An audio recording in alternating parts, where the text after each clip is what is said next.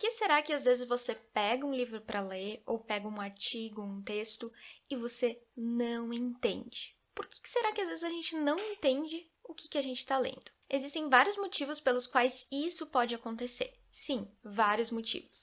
Nesse vídeo eu vou te mostrar alguns desses motivos para que, quando você tiver um texto ou um livro em mãos e você tiver a sensação de que você não está entendendo o que está lendo, você possa identificar quais dos motivos que eu citei aqui estão causando essa não compreensão.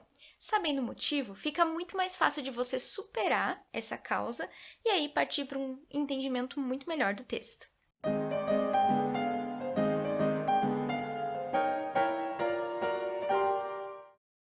Olá, meu nome é Victoria, você está no meu canal. Feliz 2022, estou muito feliz de estar aqui com vocês de novo.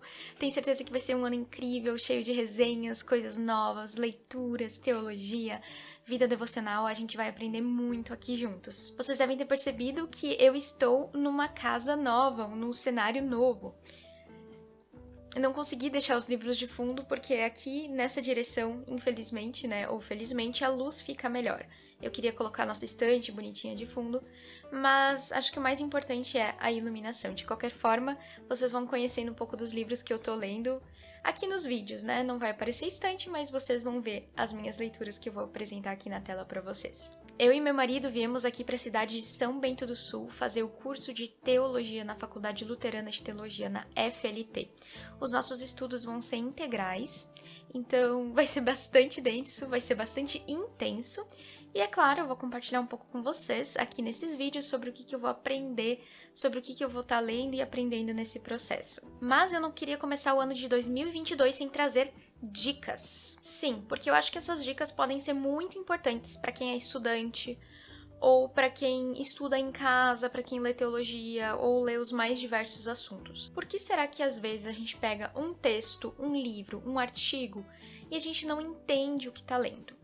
Às vezes a gente tem a sensação que entendeu alguma coisa, mas não tudo, ou que aquela leitura ela é difícil, ela é densa. Por que será que isso acontece? Vou falar alguns motivos para vocês. Pode anotar aí, pega o caderninho, abre o bloco de notas no computador. Existem sim alguns motivos que podem levar a gente a não entender um texto ou uma sentença, e se a gente não entender uma sentença, uma frase, às vezes a gente não entende o argumento do autor, e quando vê, a gente perdeu o capítulo todo e nem sabe mais o que está acontecendo, vira uma bola de neve. Um dos primeiros motivos que pode estar dificultando a sua leitura é que talvez te falte conhecimento linguístico. Esse é bem tranquilo de entender. Às vezes você não sabe o que significa uma determinada palavra. É bem fácil de resolver também, é só você ir no dicionário e procurar o que aquela palavra significa. E aí, é claro, entendendo o que aquela palavra antes desconhecida significa, você vai entender muito melhor o que o autor quis dizer. Vou dar um exemplo para vocês. Esse é o livro do Charles Williams, A Descida da Pomba, do Mundo Cristão. Ficou lindo esse livro, gente, dêem uma olhadinha aqui. E eu peguei um exemplo, uma frase do autor, com duas palavras que talvez sejam desconhecidas para muita gente. Vou ler aqui para vocês. Historicamente, seu começo foi bastante claro. Aparecera na Palestina durante o governo do imperador Augusto e seu sucessor Tibério, um certo ser. Esse ser tinha a forma de homem, de professor peripatético, de orador taumaturgo. Então, muita gente talvez não saiba o que é peripatético e taumaturgo. Isso aqui, logicamente, você pode continuar a ler sem ter entendido essas duas palavras, mas você vai ter sim perdido algum sentido, alguma coisa que provavelmente o autor vai usar lá pra frente também para construir o argumento, para construir o pensamento dele. Mas é bem tranquilo, você vai lá no dicionário, você procura o que é peripatético, você procura o que é taumaturgo, e aí tá tudo resolvido, tá? Inclusive, muito legal pra gente aprender palavras novas, sempre procurar no dicionário essas palavras que a gente não conhece e que o nosso vocabulário vai crescendo cada vez mais. Uma coisa um pouco mais complexa, que é o segundo motivo que pode estar causando esse não entendimento, talvez você não tenha percebido a intertextualidade do texto. Todos os textos, eles vão fazer referência a outros textos, às vezes de forma clara, às vezes como pano de fundo. Eu vou dar um exemplo aqui para vocês. Para nós que somos cristãos, para você que lê a Bíblia, vai ficar muito mais claro de entender. Mas uma pessoa que talvez tenha um conhecimento mais inicial sobre a Bíblia, talvez perca um pouco a referência desse parágrafo que eu vou ler. Esse aqui é o livro Quem Tem Medo do Pós-Modernismo, do James K. Smith, publicado pela editora Encapse. Esse livro é imperdível. Eu vou ler aqui um pequeno trechinho que fala sobre o pós-modernismo. A noção de pós-modernismo é invocada tanto como veneno quanto como cura na igreja contemporânea. Para alguns, a pós-modernidade é a desgraça da fé cristã, o novo inimigo assumindo o papel de humanismo secular como objeto de medo e alvo principal da demonização.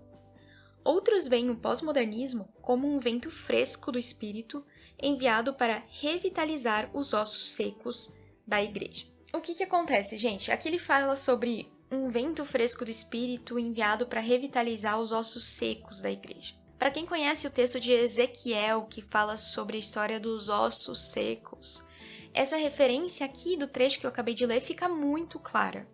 Mas vamos dizer que seja alguém que nunca tenha lido o livro de Ezequiel, alguém que nunca tenha lido essa parte da Bíblia ou não seja cristão. A pessoa vai perder completamente a referência.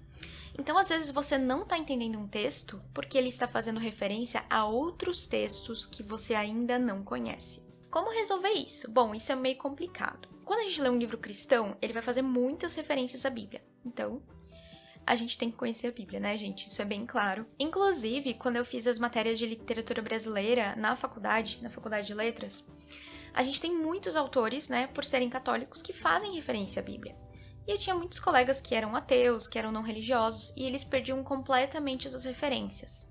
Tirando as histórias mais conhecidas, como Adão e Eva, a Arca de Noé, tinham outros personagens bíblicos que apareciam nas histórias, que apareciam nos contos e nos poemas que eles não sabiam reconhecer porque eles não conheciam a Bíblia. Então é muito importante, para a gente entender livros cristãos e autores cristãos, ler a Bíblia, porque a Bíblia vai servir, é claro, de base, de referência. Mas, claro, nem sempre um livro ele está fazendo referência à Bíblia, às vezes ele está se referindo a outro texto. Bom, você pode conferir nas notas de rodapé se ele indica a qual texto ele está fazendo referência. E também, se não tiver isso, você também pode perguntar para alguma pessoa se você perdeu alguma referência que estava ali e se aquela pessoa conhece aquela referência. Pergunte para alguém que já estuda aquele assunto há mais tempo que você, se ela sabe de onde o autor tirou aquilo. Muitas vezes, um estudioso mais experiente naquela área pode muito bem te ajudar. E o terceiro motivo pelo qual talvez você não esteja entendendo um texto ou um livro é que talvez te falte conhecimento factual anterior. Eu vou dar um exemplo. Eu tenho aqui o livro Paixão pela Verdade, do Alistair McGrath, e eu vou ler um trecho para vocês, que ele é um trecho mais inicial. O evangelicalismo nunca sentiu nenhum constrangimento em defender ou proclamar a singularidade de Jesus Cristo. Alguns, no entanto, têm reclamado do escândalo da particularidade, argumentando em bases morais que um conhecimento decisivo e definitivo de Deus precisa estar disponível universalmente no espaço e no tempo. Em particular, escritores simpáticos ao iluminismo têm promovido o caso em favor de uma religião baseada em normas ou recursos universalmente válidos e acessíveis, tais como razão, experiência ou cultura. Existem dois termos aqui que vão ser essenciais para você entender esse parágrafo. O primeiro é evangelicalismo. Não basta procurar o significado no dicionário do que é evangelicalismo. Você tem que entender o que foi esse termo, de onde veio esse movimento, por que ele surgiu. Você até consegue ler sem ter essa base, esse pano de fundo. Mas ela é muito importante para que você entenda o todo, para que você entenda onde o autor quer chegar.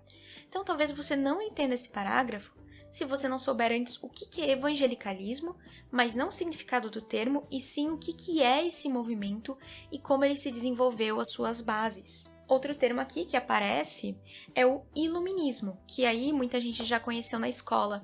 Mas, de novo, não é só procurar o significado da palavra iluminismo, e sim entender o que esse movimento representou, o que ele implicou, como é que ele influenciou outras esferas da sociedade. Vejam, é muito mais que conhecimento linguístico aqui, significado das palavras. Você tem que entender e conhecer esses movimentos. Porque talvez o autor, eu não li esse livro ainda, provavelmente ele vai fazer isso, mas vamos dizer que o autor ele não explique o que é evangelicalismo e o que é iluminismo. Vamos dizer que ele não explique. Você já tem que saber o que é. Você já tem que ter aprendido sobre esse assunto, ter estudado esse assunto. Então, muitas vezes, os autores partem do ponto de que você já conhece aquele pano de fundo.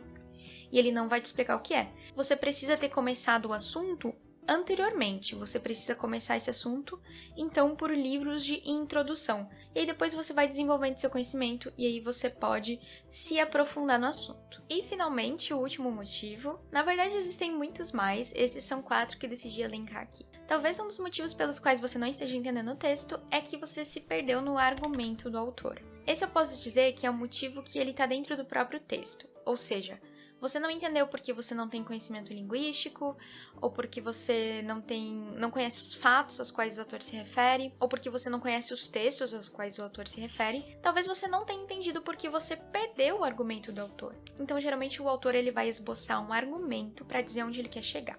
Ele vai dizer, olha, meu ponto de partida é A implica em B, e por isso que eu acho que a gente tem que fazer C. Então, ele passou por esse caminho, simplificando. A, B, C. Às vezes você não estava lendo com muita atenção e você perdeu o A. Ou talvez o autor tenha escrito de uma maneira muito rebuscada e você vai ter que ler com mais calma e você acabou sem querer perdendo o argumento B. E aí você não vai entender como é que bulhufas ele chegou em C. O que a gente pode fazer nesse caso? Em textos difíceis, eu gosto de resumir, às vezes, cada parágrafo com algumas palavras. Eu marco, né? Geralmente quando é um xerox, eu marco e faço um pequeno resuminho.